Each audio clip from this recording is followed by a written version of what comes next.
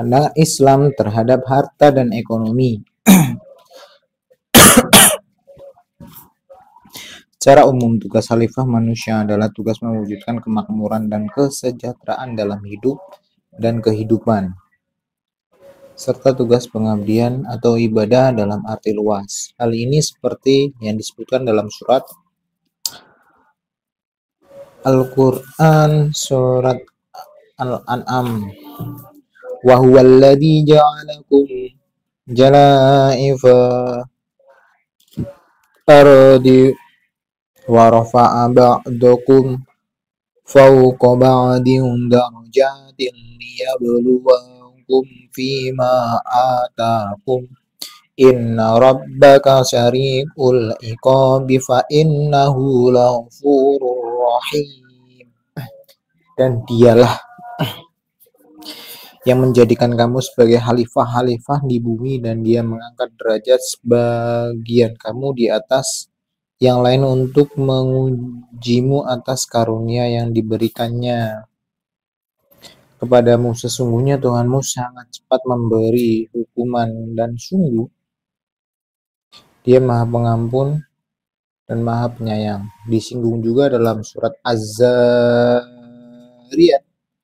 ayat ke-60, ayat ke-56, maaf, yang berbunyi wa ma khalaqtul jinna wal insani illa liya'budun.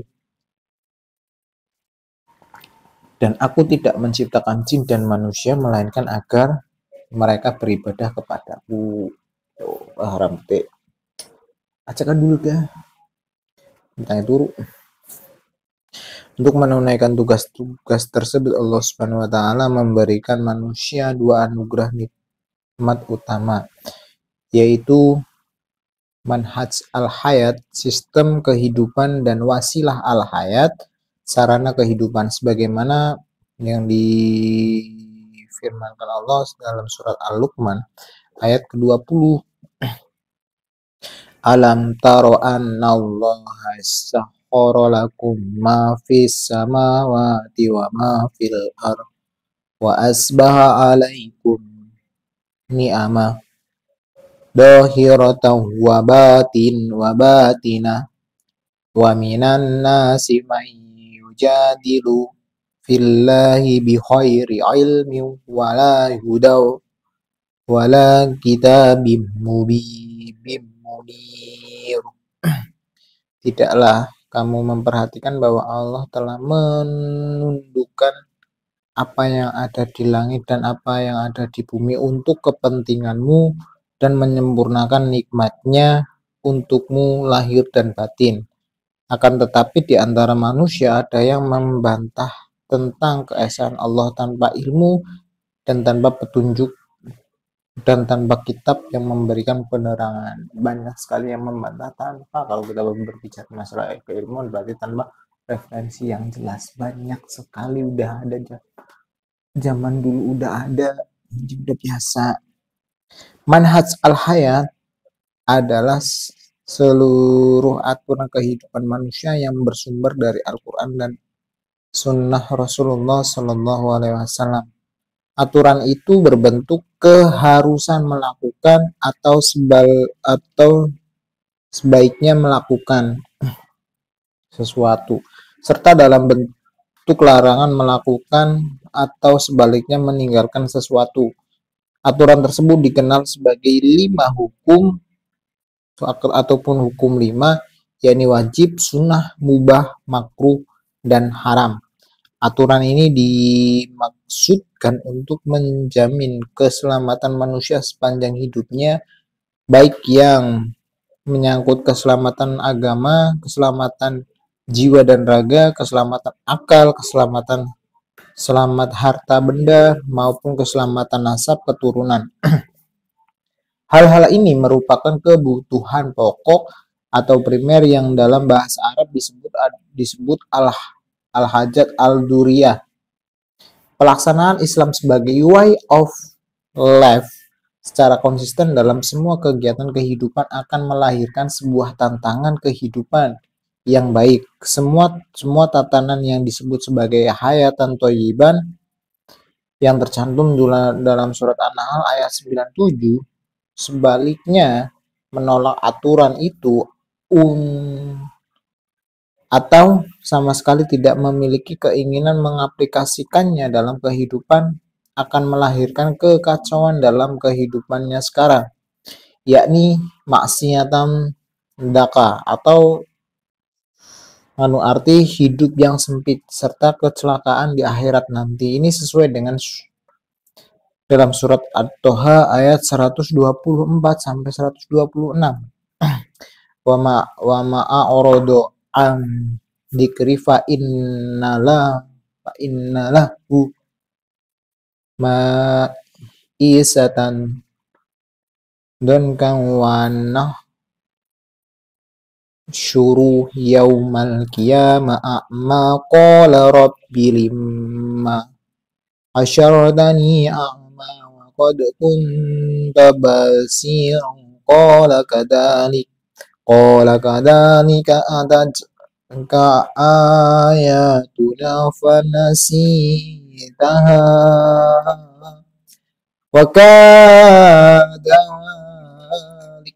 wa kadzalikal yauma tunsha.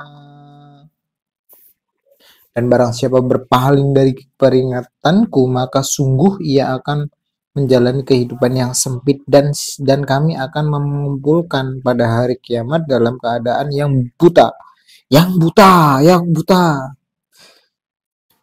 mata hatinya.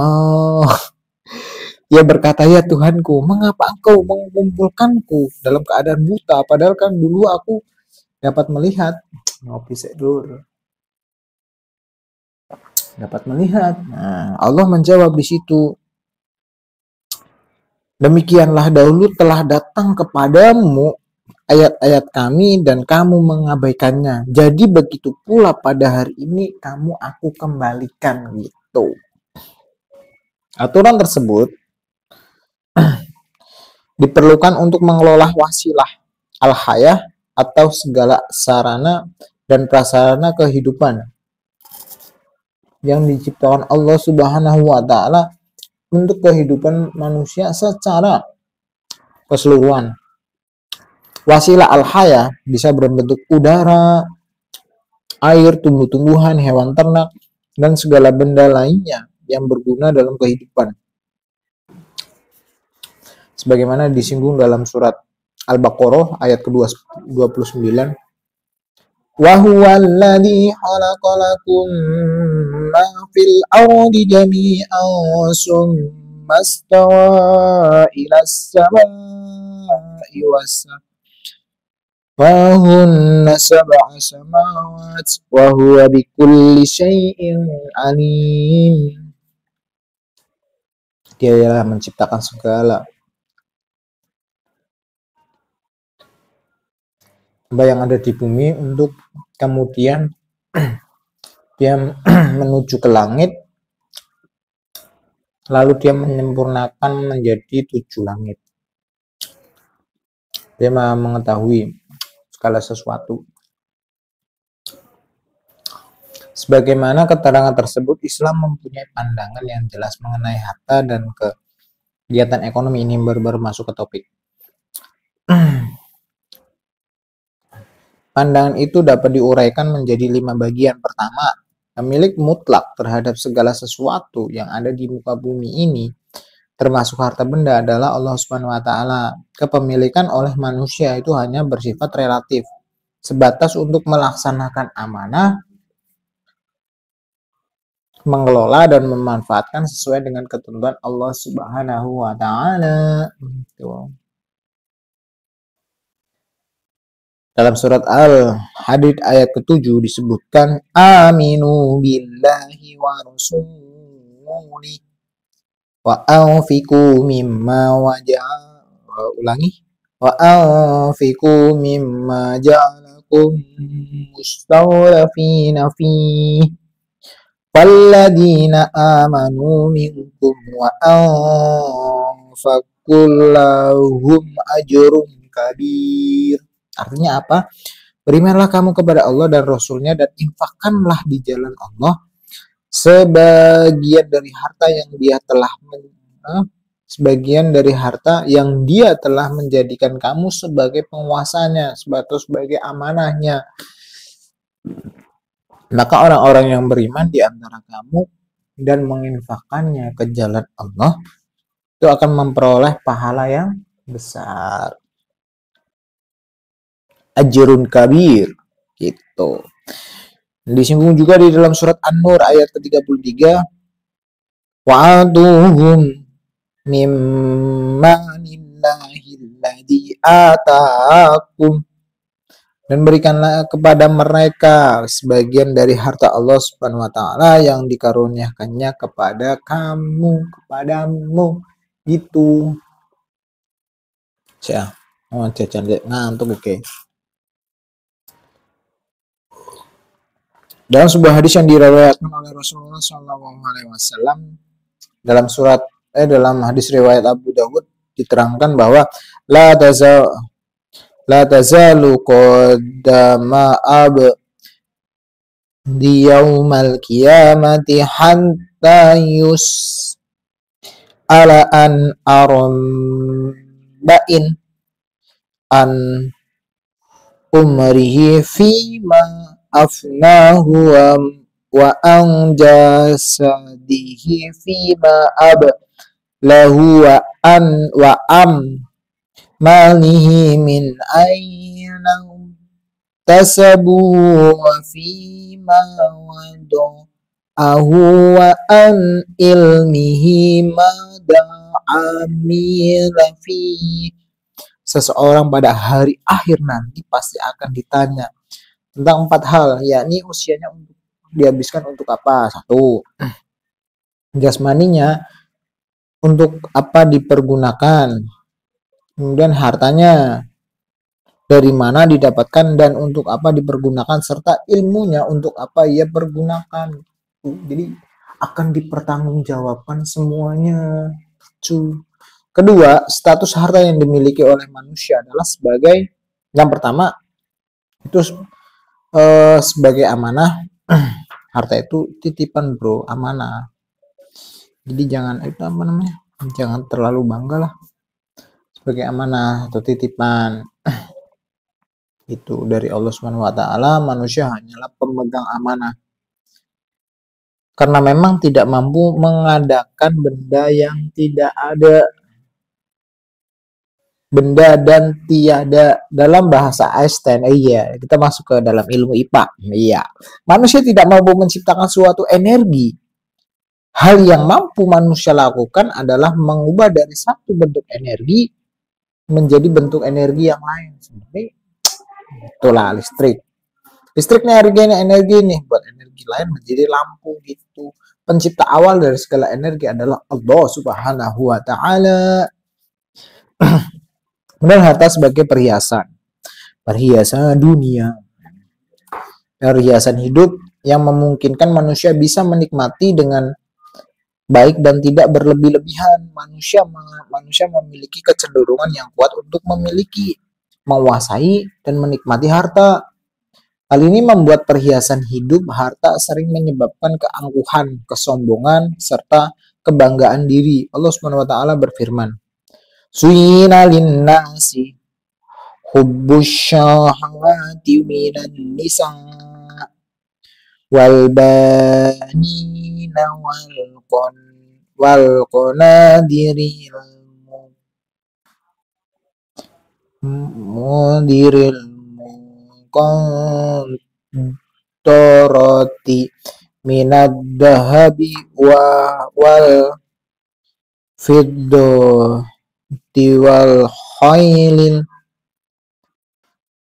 musawwamatil wal an'ami wal hars dzalika mana'ul hayatid dunya wallahu indahu husnul ma'ab.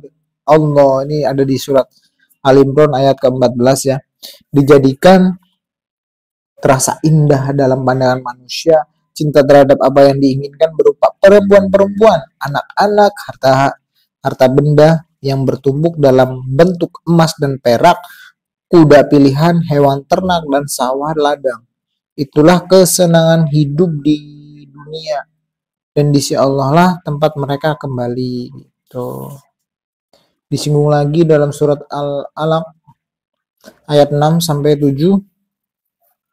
Kalla innal insana la yadha aw sekali-sekali tidak. Nah, udah keras tuh, sekali-sekali tidak. Kala kan gitu. Sungguh innal insana, sungguh manusia itu benar-benar melampaui batas apabila melihat dirinya itu serba berkecukupan. Kemudian posisi harta yang ketiga adalah harta sebagai ujian keimanan. Itu udah titipan ujian lagi, terutama mengikuti soal cara mendapatkan dan memanfaatkannya. Apakah sesuai dengan ajaran Islam atau tidak? Allah Subhanahu wa taala berfirman dalam surat Al-Anfal ayat ke-28. Wa'lamu annama amwalukum wa auladukum fitnatun wa annallaha indahu ajrun 'adim.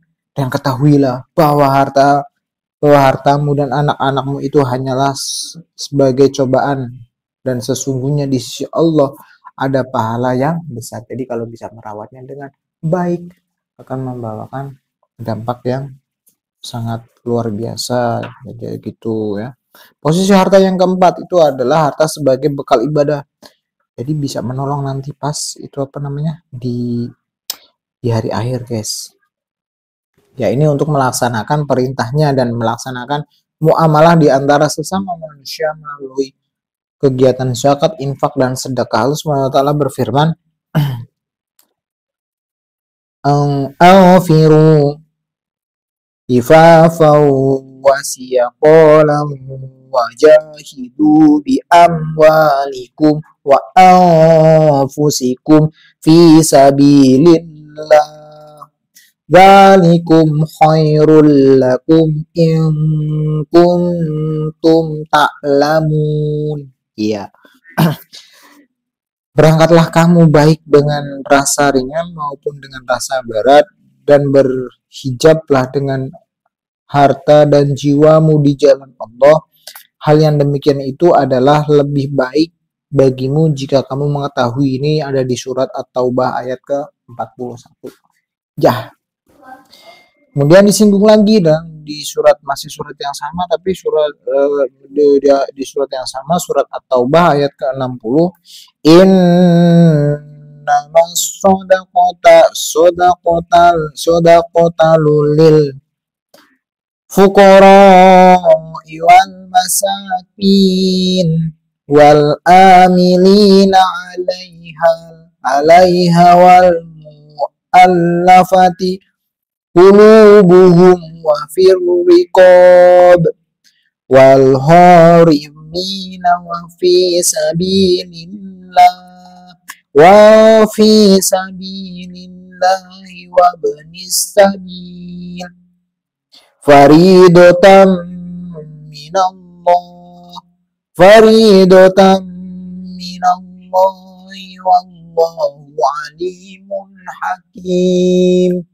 Kan gitu, guys. Sesungguhnya zakat itu hanyalah untuk orang-orang fakir, 1 orang fakir, 2 orang miskin, 3 amil zakat gitu. Itu sebenarnya harta gitu, guys, yang dilakukan dengan hati seperti mu'alaf gitu, orang yang merdeka, dan untuk membebaskan orang yang berhutang nih, abot nih yang untuk di jalan Allah, dan untuk orang-orang yang sedang dalam perjalanan. Seperti apa? Itulah apa sih? Apa mas? Mau sing aring balik sama mas? Sing mau ngasih? Mau sedang di dalam perjalanan apa nih? Ya musafir, agak teman. Sebagai kewajiban dari Allah.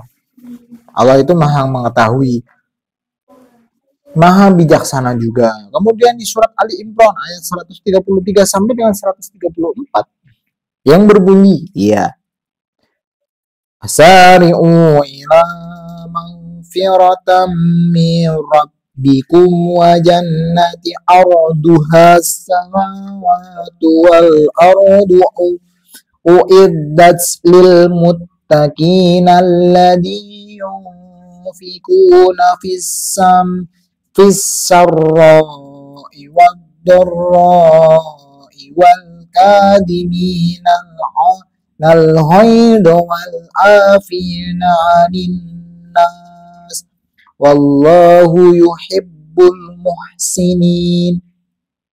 Dan bersegeralah kamu mencari ampunan dari Tuhanmu dan mendapatkan surga yang luas seluas langit dan bumi yang disediakan bagi orang-orang yang bertakwa, yaitu orang yang berinfak baik pada waktu yang lapang maupun waktu yang sempit. Ini susah banget cuy. Waktu yang lapang kita mudah kita cangcung gitu, tapi waktu yang kita sempit itu rezeki sempit itu, aduh rasanya masya Allah susah. Lanjut. Dan orang-orang yang menahan amarahnya dan memaafkan segala kesalahan orang lain, dan Allah itu mencintai orang-orang yang berbuat kebaikan. Kemudian yang ketiga ada pemilik harta dapat dilakukan. Ketiga, pemilikan harta dapat dilakukan antara lain melalui usaha atau amal atau dengan mata pencarian ma'isyah yang halal dan sesuai dengan aturannya. Banyak dalam surat Al-Quran dan hadis Rasulullah SAW yang mendorong umat Islam bekerja mencari nafkah secara halal. Seperti dalam surat Al-Mulk ayat ke-15, "Walladzi ja'alakumul arda dhalulan famshu fi manakibiha wa kulu min rizqi."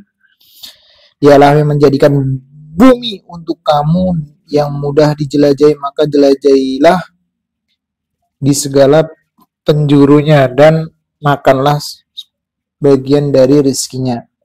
Dalam surat Al-Baqarah ayat ke-267 disebutkan, "Ya ayyuhalladzina amanu anfiqu min thayyibati ma kasabtum." Wahai orang-orang yang beriman, infakkanlah sebagian dari hasil usahamu yang baik-baik.